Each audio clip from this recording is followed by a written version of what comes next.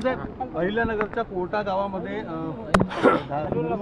मुस्लिम धर्मगुरूंचं नाव जे लिहिलं आहे त्याच्यावरून तणाव जो आहे तो झाला, पोलिसांकडून लाठीचार्ज सुद्धा करण्यात आलेला. काय असं आहे की अजून माझ्याकडे याची पूर्ण माहिती आलेली नाही, कारण मी सातत्याने कार्यक्रमात आणि प्रवासात होतो.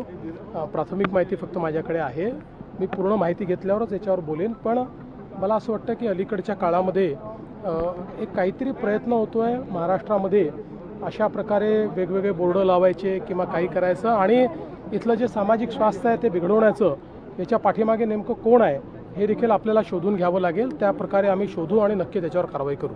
वसईमध्ये सुद्धा, मुंबईमध्ये सुद्धा अशा पद्धतीची पोस्टर लावण्यात आली आणि आता सोशल मीडियावर सुद्धा अशा नावांचा वापर. म्हणूनच मला तेच म्हणायचं आहे की जाणीवपूर्वक हे होत आहे का?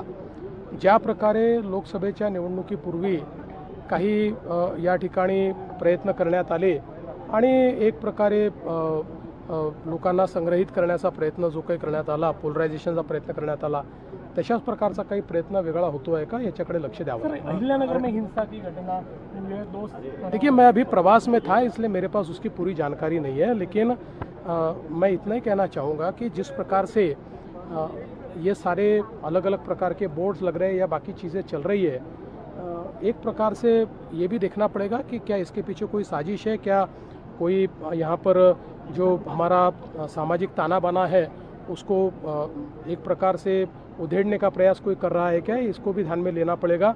जिस प्रकार से एक पोलराइजेशन का प्रयास लोकसभा के समय महाराष्ट्र में हुआ था कि उसी प्रकार से कोई कुछ कर रहा है, इसको भी देखना पड़ेगा.